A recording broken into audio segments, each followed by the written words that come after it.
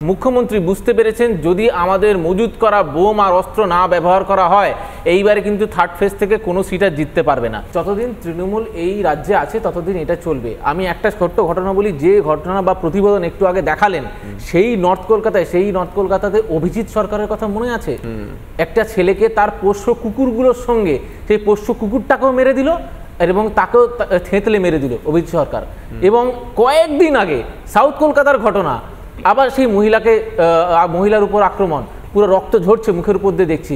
আর আপনি বারুদের কথা বলে আজকে এই প্রোগ্রাম শুরু করেছিলেন, আমি একটা বলি, পুরো দৈনন্দিন ঘটনা ঘটে গেছিল ঠিক নির্বাচনের আগের কয়েক মাস দেখবেন বিভিন্ন জায়গায় বিস্ফোরণ হয়, আর বিস্ফোরণ হলেই সেখানে দেখা যাচ্ছে সেখান থেকে বিশাল বিশাল বারুদ এবং বোমা উদ্ধার হচ্ছে।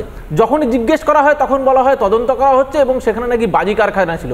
বেসিক্যালি এই বাজি কারখানা হচ্ছে, ম্যানুফ্যাকচার হচ্ছে বোম, স্টক করা হচ্ছে এবং নেট প্র্যাকটিস করা হচ্ছে। নেট প্র্যাকটিসে কয়েকটা তৃণমূল নেতাও মারা যাচ্ছে, সেটাও ঘটনা।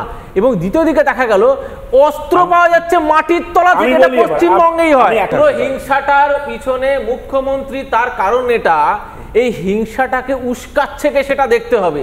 একবার ভেবে তুমি, নেতাজি ইন্ডোরে ওনার প্রশাসনিক বৈঠকে ওনার উক্তিটা একবার মনে করে দেখুন, আমার যদি 4টে আটকায় আমিও কিন্তু 8টাকে ঢুকিয়ে দেবো। ফেজ 1 ফেজ 2 যেভাবে ইলেকশন কমিশন শান্তিপূর্ণ ভোট করানোর চেষ্টা করেছে সেইটা দেখার পর মুখ্যমন্ত্রী বুঝতে পেরেছেন যদি আমাদের মজুত করা বোম আর অস্ত্র না ব্যবহার করা হয় এইবারে কিন্তু থার্ড ফেজ থেকে কোনো সিট আর জিততে পারবে না।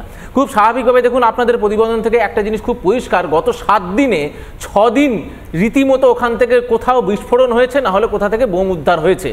এর ক্লিয়ার পিকচার হচ্ছে এইগুলো এবারে ইউজ হতো এই মুর্শিদাবাদের 3 নম্বর ফেজের নির্বাচনে। এছাড়া সন্দেশখালীর ঘটনা যখন বারবার উঠছে, একটা জিনিস মনে করে দিতে চাই, সন্দেশখালীর সেই শেখ শাহজাহানের তার পরিচিতর বাড়ির মাটির তলা থেকে, মেঝের তলা থেকে অস্ত্র উদ্ধার হচ্ছে।